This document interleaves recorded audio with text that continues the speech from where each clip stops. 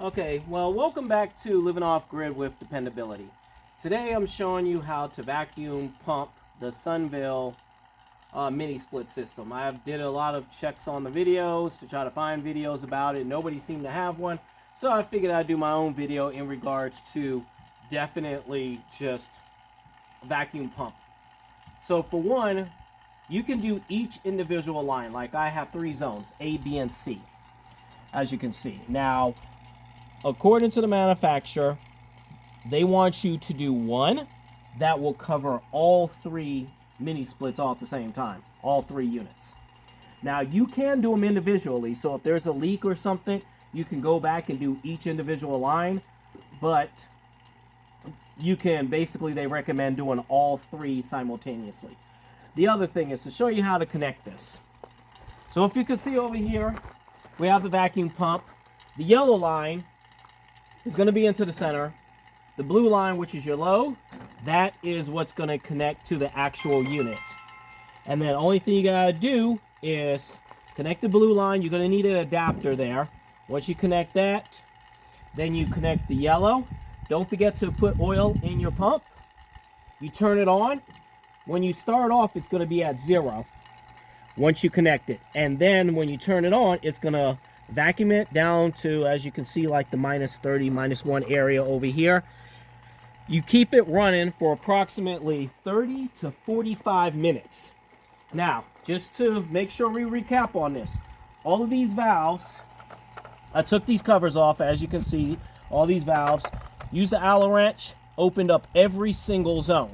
So all the zones are opened up. I'm just connected one zone. It's going to vacuum all the lines simultaneously. On Senville, these 2 are your main.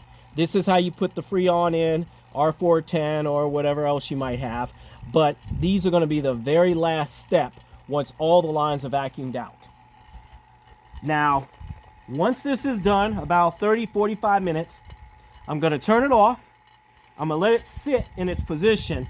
And I'm going to make sure that this needle over here that shows -30 does not move. If it does not move, that means everything was properly vacuumed. There's no problems. There's no leaks. If this does move, then I'm going to have to vacuum each individual line and diagnose which line is leaking and find out the problem.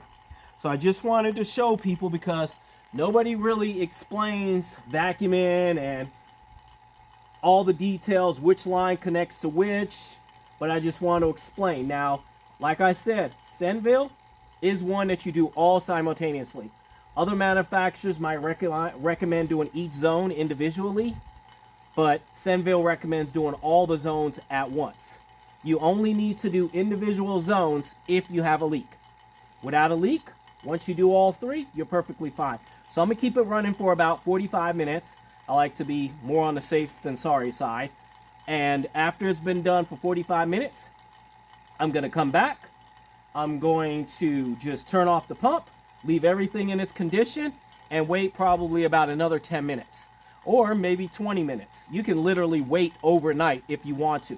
But just make sure that needle does not start to move back in the opposite direction. If so, like I said, to diagnose, you got to do each individual. Other than that, finish up and then we'll get back to it. Thank you.